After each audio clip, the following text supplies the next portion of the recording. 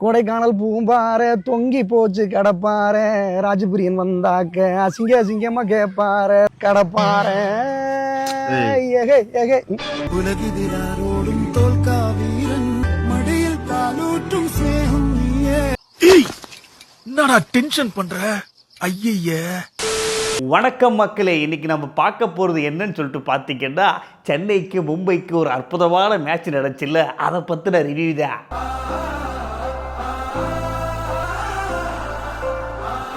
ஐபிஎல்ல revenge week start ஆகி பட்டையை கிளப்பி போயிட்டு இருக்கு. அந்த வகையில் சென்னைக்கு மும்பைக்கு ஒரு அற்புதமான ரிவெஞ்ச் மேட்ச்.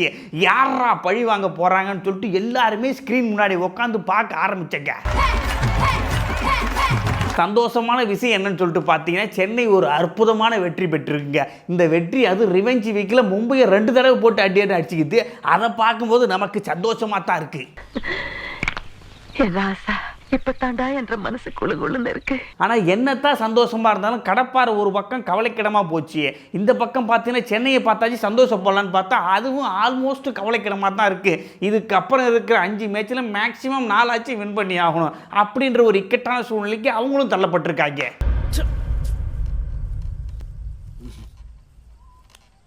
ஆனால் எப்பயுமே சென்னைக்கு மும்பைக்கு மேட்ச் நடக்கும்போது நம்ம பயங்கர சந்தோஷமாக வெறி ஆயிடுவோம். பார்த்துருவட்டா இந்த மேட்ச் யார் தான் வின் பண்ணுறாங்கன்னு சொல்லிட்டு சவால் விட்டு பார்க்க ஆரம்பிப்பல்ல. ஆனால் இப்போ பார்க்கும்போது அப்படி இல்லைங்க. அனிமல் படத்தில் கிளைமேக்ஸ் 2 வில்லன் சண்டை போட்டுவாங்க பாருங்கள். தூக்கணும் குருவி கூடே உன்னை மட்டும் பார்க்குதிங்கே சோட்டாங்கல் வேகுதிங்கேன்ற மாதிரி 2 வில்லனும் மாற்றுக்கிறது அடிச்சுப்பாங்கல்ல, அந்த மாதிரி தாங்க இருந்துச்சு. ஏன்னா கடப்பாறை இப்போ ரொம்ப கவலைக்கிடமா போயிடுச்சா, பார்க்குறப்போ ஒரு மாதிரி கஷ்டமாக தாங்க இருக்கு.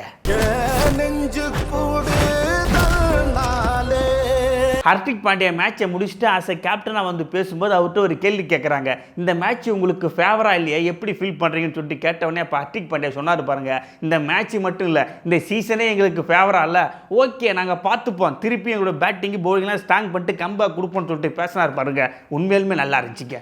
ஆனால் ஒரு பக்கம் கஷ்டமாகவும் இருந்துச்சுங்க.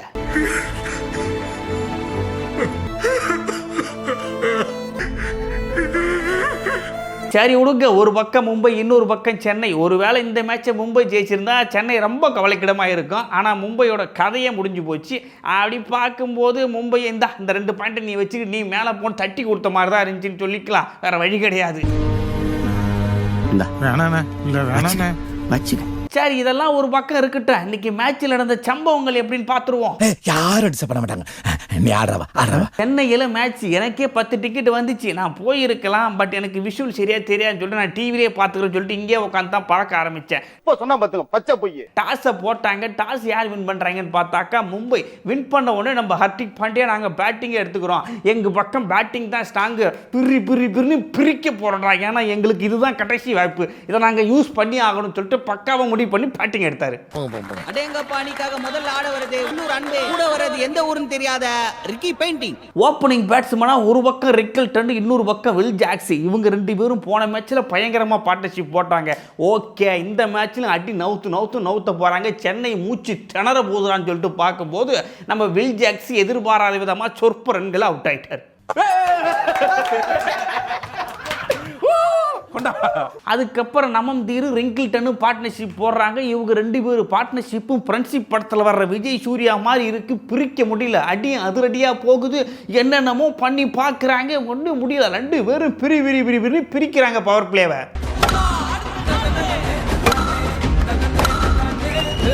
போரு கூட நிறையா போகலங்க, வெறும் 6 தான் போகுது. இந்த ரிங்கிள்டனுக்கு 4 அடிக்க தெரியாது போல, அந்த மனுஷன் வெறும் 6 தூக்கி விட்டுருக்கான். தம்பி கொஞ்சம் பொறுமையாக இருப்பா, ஏன் இந்த மாதிரி கொதிக்கிற, இப்படிலாம் கொதிக்க கூடாதுலாம், இருப்பா நான் அடிப்புன்னு சொல்லிட்டு அந்த மனுஷன் 5 6 சட்ட நவுத்து எடுக்கிறாரு.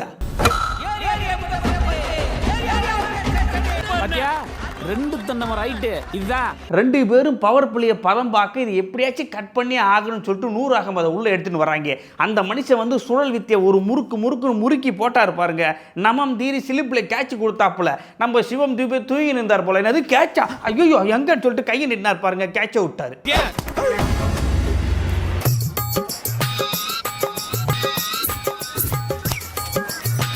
இந்த மனுஷன் ஏன் தான் அப்படி பண்ணுறாரு தெரியல. ராஜஸ்தான்லேயும் ஒரு டூபே இருக்காரு, அந்த மனுஷன் வந்து அடி நவுத்துறாரு.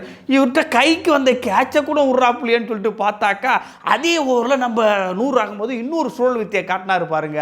நம்ம ரிங்கல்டன் வளர்ச்சி அடித்தார் பாருங்க. நேரம் அங்கே போகுது யாருக்கிட்ட, உர்வில் பட்டேல் டப்புன்னு ஒரு கேட்சி.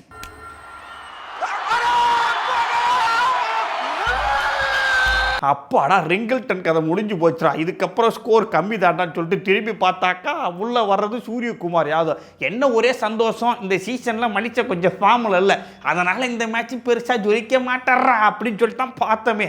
அடிச்சு கொடுத்துருங்கடா. ஓகேடா, ஓகே சூப்பரா. நம்ம சூரியகுமார் யாதவ் ஜொலிக்க மாட்டான்னு சொல்லிட்டு பார்த்தாக்கா பல மின்றாரு. வந்த உடனே டப்புன்னு போரு சிக்ஸும் அடிக்கிறாரு. ஐயோ இத்தனை மேட்சா ஃபார்முக்கு வராதாலும் சென்னை சூப்பர் கிங்ஸை யூஸ் பண்ணி எப்படியாச்சும் ஃபார்முக்கு வரலான்னு பார்த்துடலான்னு சொல்லிட்டு தான் இந்த டீமை டார்கெட் பண்ணி அடிக்கிறார் போல. இன்னைக்கு ஒரு 100 கன்ஃபார்ம்டான்னு சொல்லிட்டு பார்க்கும்போது நம்ம அவுட்டு. பட் நல்ல ஒரு ஆட்டத்தை தான் வெளிப்படுத்தினார். 12 பால் ஆடி 21 ரன் அடிச்சார், 3 4 1 6. பட் என்ன பண்ணுறது, துரதிருஷ்டவசமாக அவுட் ஆயிட்டாரு. ஆனால் இன்னொரு பக்கம் நம்ம நவம்தீர் ஒரு கேட்சை விட்டாங்க பாருங்க, அதை கப்புன்னு பிடிச்சி ஈத்து வச்சுக்கினார். ஓகே, இந்த கேட்சை விட்டதை தான் நம்ம யூஸ் பண்ணிக்கணும், பக்காவான ஆட்டத்தை வெளிப்படுத்தணும்டான்னு சொல்லிட்டு மனுஷன் சூப்பராக ஆடிட்டு இருக்காரு.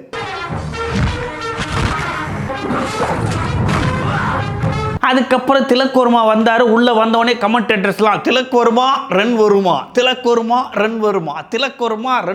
சொல்லி அவங்க அட போகடா சொல்லிட்டு அந்த மனுஷன் வந்த வேகத்திலே கிளம்பிட்டாரு.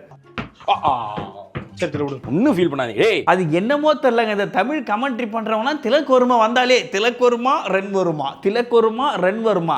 ஏன் அந்த மனுஷன் வந்து நல்லா விளையாட்டு போவார், சும்மா வருமானா என்ன கதை இது?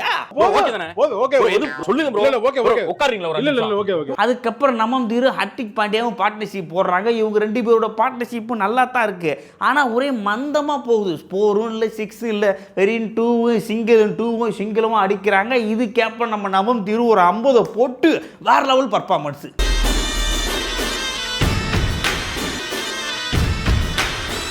அதுக்கப்புறம் நம்ம நவம்தீர் எங்கள் வீட்டில் சீர் எடுத்துன்னு வந்துட்டாங்க, நான் போயிட்டு அதை வாங்கன்னு சொல்லிட்டு அந்த மனுஷன் அவுட் ஆகிட்டு போக நம்ம ஹர்திக் பாண்டியா திருன்னு முழிக்கிறார். ஏய் நீ எங்கடா போகிற, எனக்கே பேட்டில் பந்து போட மாட்டேது, நானே என்னென்னமோ பண்ணிட்டு இருக்கோம், இப்போ நீயும் விட்டு போறியாடான்னு சொல்லிட்டு மனுஷன் கவலைக்கிடமா மேட்ச் ஆட ஆரம்பிக்கிறாரு. என்னன்னு தெரியலங்க, அவருக்கு இந்த மேட்ச்சில் சுத்தமாக படவே இல்லை. நம்ம ஹர்திக் பாண்டியாவும் என்னென்னமோ பண்ணி பார்க்குறாரு, நோக்கு வருமோ, பாட்டு வருமோ, டான்ஸ் வருமோன்னு சொல்லிட்டு இந்தியன் தாத்தா மாதிரி பல வர்மங்களை போட்டு பார்க்குறாரு, பேட்டில் படவே இல்லைங்க. அப்புறம் வந்தவங்க எல்லாம் விறுவிறுன்னு அவுட் ஆயிட்டு போக ஹர்திக் பாண்டியா அவரோட முடிஞ்ச அளவுக்கு பார்த்துட்டு அவரும் அவுட் ஆயிட்டு போக 20 ஓவர் முடிவில் 159 டார்கெட்டாக வைக்கிறாங்க.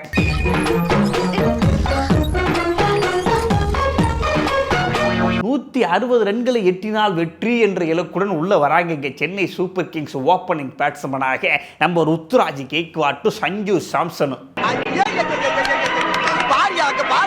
ஒரு பக்கம் இந்த சீசன்ல நல்லா பர்ஃபார்மன்ஸ் பண்ற சேட்டா, இன்னொரு பக்கம் நான் பண்றேன்னு சொல்லிட்டு இருக்க ருத்துராஜ் டாட்டா. ஒரு சேட்டா ஒரு டாட்டா 2 பேரும் ஓப்பனிங்ல பர்ஃபார்மன்ஸ் ஆரம்பிக்கிறாங்க. ஆரம்பம் என்னமோ ஒரு மாதிரி அப்படியே திடுக்கிடும் தகவலாக தான் போயிட்டு இருக்கு. என்ன ஒரு மாதிரியா போயிட்டு இருக்கான், என்ன ஐடியா வச்சிருக்கா மனசுல? விவரம் இல்லாத பையங்க. ஒரு பக்கம் சேட்டா, இன்னொரு பக்கம் பும்ரா. போன மேட்ச்ல ஒழுங்கா பந்து போடல, இல்ல இந்த சீசன்லேயே நான் ஒழுங்கா பந்து போடல, இந்த மேட்ச்ல ஆச்சு என்னோட பர்ஃபார்மன்ஸ் நல்லா இருக்குன்னு சொல்லிட்டு மனுஷன் ஃபீல்டிங் எல்லாம் அட்ஜஸ்ட் பண்ணி இங்க வந்து நில்லு நான் போடுறேன்னு சொல்லிட்டு வந்து போட்டார் பாருங்க. சேட்டா கட் பண்ணாரு, கேட்ச் வில் ஜாக்ஸ் டப்புனு கேட்சை விட்டாரு. ஆடாடி வேற, எனக்கே விக்கெட் வர மாதிரி 9 மேட்சுக்கா 2 விக்கெட் தான் எடுத்து வச்சிருக்கேன், 3ஆவதா ஒரு விக்கெட் ஓடும், கேட்சா போடுறான்னு பார்த்தாக்கா ஏன்டா இப்படி பண்றேன்னு சொல்லிட்டு மனுஷன் சிரிச்சுக்கிட்டே மறுபடியும் வந்து போட்டார் பாருங்க. அதே ஓவரில் சஞ்சு சாம்சன் மறுபடியும் அவுட்டு. ஒரு பக்கம் நம்ம சேட்டை அவுட் ஆனது கஷ்டமா இருந்தாலும் இன்னொரு பக்கம் நம்ம பும்ராவுக்கு 3ஆவது விக்கெட் கிடைச்சிச்சு பாருங்க. அதை நினைக்கும் போது சந்தோஷமா இருக்குச்சா. என்னங்க கொடுமை இது, பும்ராவுக்கே 3 விக்கெட் தாங்க கிடைச்சிருக்கு இது வரைக்கும். மனுஷன் எப்படியா இருந்தாலும் பவர் பிளேல ஒரு விக்கெட்டாச்சும் தூக்குற ஆளு, அந்த மனுஷனாலே விக்கெட் எடுக்க முடியலன்னும் போது மும்பைக்கு நேரம் சரியில்லை தான். மலை எவ்வளவு அருமையா ஆறுதலா பேசுறப்பா நீ.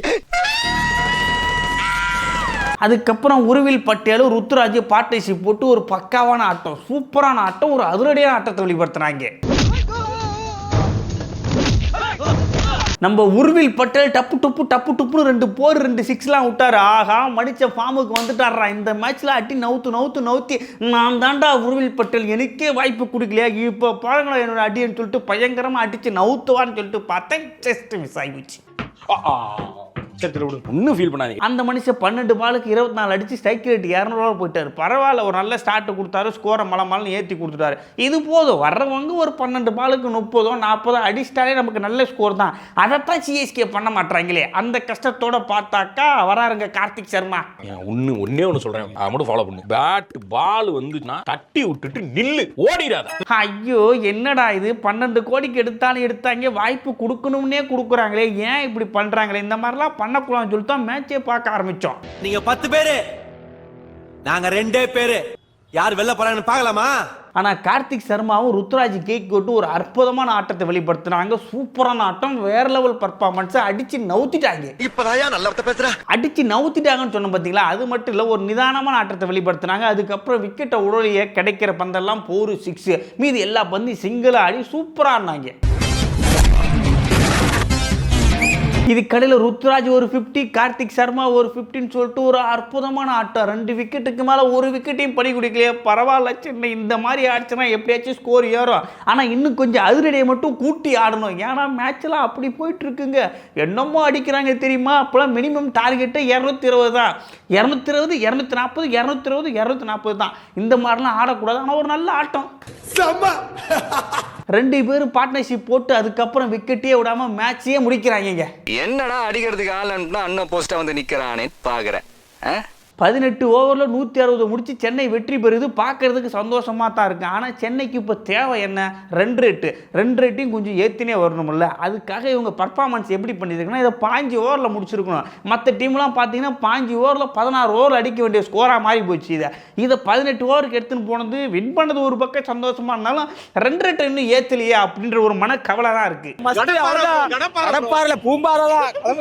என்னடா மேட்சே சென்னை வின் பண்ணி போச்சு, இருந்தாலும் குறை சொல்றேன்னு பார்த்தா ரன் ரேட் ரொம்ப முக்கியமாக இருக்கு. இதுக்கப்புறம் வர்ற மேட்ச்சில் மேக்ஸிமம் எல்லா மேட்சும் ஜெயிச்சாகணும். ஏதோ ஒரு மேட்ச் தோக்கிறதுக்கு மட்டும்தான் வாய்ப்பு இருக்கு.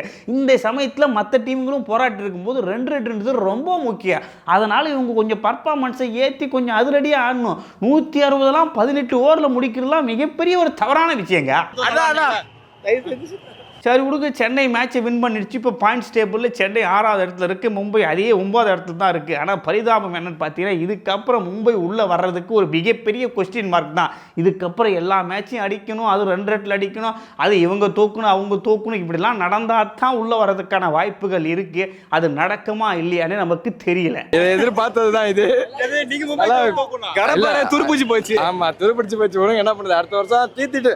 ஸோ இவ்வளோதாங்க சென்னைக்கு மும்பைக்கு மேட்சில் நடந்த ஒரு அற்புதமான நிகழ்வுகள். மீண்டும் ஒரு நல்ல வீடியோவோட உங்களை வந்து சந்திக்கும் வரை உங்களிடமிருந்து விடைபெறுவது உங்கள் நான். சிறப்பான தரமான சம்பவங்களை இனிமேதான் பார்க்க போறேன்.